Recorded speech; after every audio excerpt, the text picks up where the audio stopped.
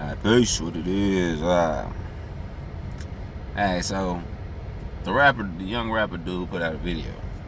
Now, I ain't watched it, but I watched this Christian talk about it. And apparently this motherfucker got a demon on the video. Does it say it's a demon? Because I mean the Christian guy called it a demon. But you know, they call every goddamn thing demons. So, you know, was it that obvious? Isn't it that obvious? The video is apparently called SAD, S-A-D, numerology, right? S is 1, A is 1, D is 4, 6. Coincidence, I'm sure. Oh my God. In the last video I said, I bet he predicted his death. That's what I said, right? Now what everybody talking about? Oh, it was premonition, he predict. Y'all, like, that is amazing. But at the same time, when you don't have any context to analyze the situation from any other different perspective, you can't really blame people for taking it on face value. I mean, that's what you've been told. So, I'm not as amazed, but goddamn, it's rather obvious. Okay, this is what I want y'all to do, so y'all understand. 2 movies I want y'all to watch, so y'all really get what's going on. Number 1, watch the movie Josey and the Pussycats. Okay, Bobby Hemmett talked about this movie in the 90s, early 2000s, because it came out in the 90s. You understand what I'm saying? No, yeah, 99 or 2000, one of them. I think maybe 2001. I think right around time September 11th. But and that's kind of important, because this movie, they telling the truth. They showing y'all what the music industry does. That's what the whole movie is about. Josey and the Pussycats is, some young singers who want to be be famous artists or what have you. They get picked up by a music producer, right? Who and overnight they stars. Like they songs are given to them. They persona is given to them. They on MTV the next day, BET, blah blah blah. And like in the background of their music, the whole flip of the movie is they find out that in the background of the music they put little overlaid tracks of like mind control type shit. It's all in the movie. All in the movie. They show that shit like it ain't nothing, because it's all comedy and it goes over your head. You do not think that this is what's going on, but they show it right in the movie. They start with a boy man. Like, they show that shit. It's so fucking informative. You must watch that movie. Alright? And just for the hell of it, if you don't know, go watch the movie They Live that came out in the 80s with Roddy Piper. Like, that movie right there, same thing, man. Like, that was the start of it. And then the Josey and the Pussycats one ain't as memorable in the conscious communities as They Live. They Live is like, they got a following or whatever. But anyway, you need to go watch that movie too. That wasn't the second movie I was talking about, but just for the hell of it, you need to watch that too. Same thing. They show you everything is mind control. Every fucking thing. Everything that come on the TV, everything that's on your magazines. And nowadays, everything on the internet. Well, I ain't gonna say everything on the internet, obviously. I'm on the internet. But I mean, right, like you get any of the major stories, anything that the major social media companies promote, Facebook, Twitter, Instagram, and those major stories that influence the masses. Okay? Now, that movie right there is like so key. You understand every famous rapper and singer, etc. And all the ones that they say is in the Illuminati, and y'all don't want to accept none of that shit. But they putting it right in your face now, where it's so hard to deny it. It's so hard to deny it. But like I say, if you don't have the context, you really can't understand. You're just gonna go over it anyway. So the second movie that you should watch is The Prestige. Movie came out early 2000s, I believe. It got Wolverine in it. I can't. Hugh Jackman. That's dude's name. And I think Matt Damon. I think that's Matt Damon. Is it Matt Damon? Nah, it ain't Matt Damon. Fuck it, I don't know. The other guy is the important part of the. Okay, in the spoiler, I'm gonna tell you this movie.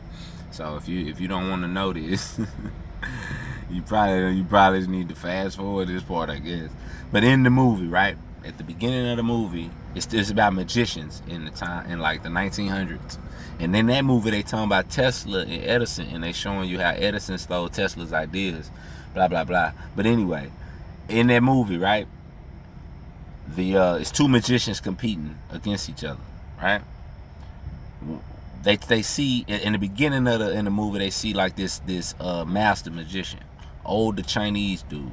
He moved real slow, and he like, you know what I'm saying? He like, they say he like, and nobody know how old he is, blah blah blah blah. But he a magician, and he do like this big old dude do this trick with this glass thing. It's all in the movie with fishbowl where he pop it out at the last minute, and everybody like he can't do that as an old man because he too old to lift that thing, but he still do it, blah blah blah blah.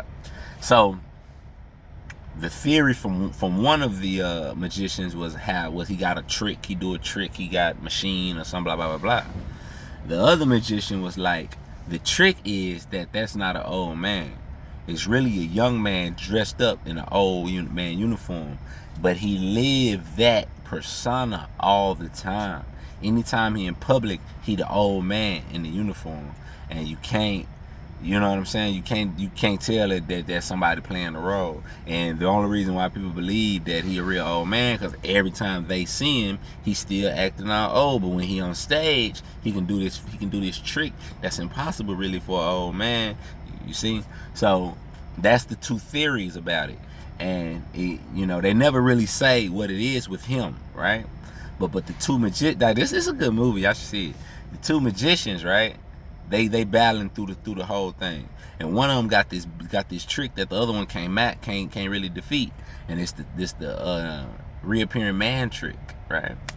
So understand, these two dudes knew each other from like years back, so they kind of came up in the game together, in the magician game. This is important. This got to do with the rapper, so follow along or don't. Fuck you, I don't care. Listen, so one dude becomes so crazed about it because something happened, blah blah blah blah. Long story short, he got to find out why, and he ended up framing the dude and ended up going to jail. So Hugh Jackman ended up being old crooked ass nigga. He do some old shit, blah blah blah blah blah. But at the twist at the end of the movie, spoiler alert, nigga, the twist at the end of the movie is the dude who was doing the invisible man trick had a twin brother the whole time, and he never showed it to nobody, even his wife. Him and his brother would switch roles, and the brother would go home. You see what I'm saying? And he'd be out, ducked off. Anytime they was in public, they play like they was one person. And that was the trick. You see? Illuminati. That is the trick, to play the role at all times. These people on this TV, you are not around them in their personal life. You don't know nothing about these people. They're playing an actor role on you. God damn, why can't y'all get this? I mean, I understand why the average person can't get it, but you half-ass conscious, so-called woke-ass people, then you want to get on these videos and actually break down fucking stupid shit like this about some fucking dude on fucking having a premonition about his death. Like, seriously? I told y'all. Tupac 3.0. That's all this is, man. God damn. They playing a role at all times. All times. That's the trick. And then when they die, they just kill the character. I'm gonna tell y'all what Tupac did. Alright? Tupac faked his death. We all know that. Everybody who was fans of him believed he faked his death. He did fake his death. But he didn't fake his death. They faked his death. From the jump, from when you first seen Tupac in Digital Underground, he was playing a role. The whole time, nigga. That's the point. He's the old man. That's a magician. You looking at a nigga who you think is the average nigga from the street who can rap. But the whole time, if you look back at his old shit, he was in the performing arts and fucking leotards and shit, talking about he don't understand why girls don't like him because he's a nice guy. He was like 16 or 17. Well, hold on. You know what? I'm not 100% sure. He could have been 14. Like, you think niggas gonna change that dramatically and be sitting up at 14 in a leotard talking about I need to be mean so girls can like me, and then you know at 20 he died at 20 what? 25? No, 26? No, 25, right? He died in 96. He died in 96. He was born in 71. Like, I was a Pac fan. I know this shit. So he died at 25. The 7. 7-year theory. Illuminati. Come the fuck on. Like, alright. So anyway, the nigga was young to be. Don't nobody switch from leotards and wondering why girls don't like him at 16 or 17 or 15, and then at 19, fuck the police, I'm busting at niggas and blah blah. So when was he doing this shit? From 14 to 19, when he was rapping in his or when he just got out of fucking performing arts? It's all a fucking TV show. They just mixed in reality TV with the on TV, but told you it was real. That's all it is. When Tupac faked his death, he came back as the dude from cause they do this shit. It's crazy. Look, he came back as the dude from it's called from Jurassic 5. His name is Akil the MC. Akil, Akil DAMC. Akil the MC, right? If you put it together, I killed MC. You see what I'm saying? Because KILD is killed if you know, obviously put another L in there.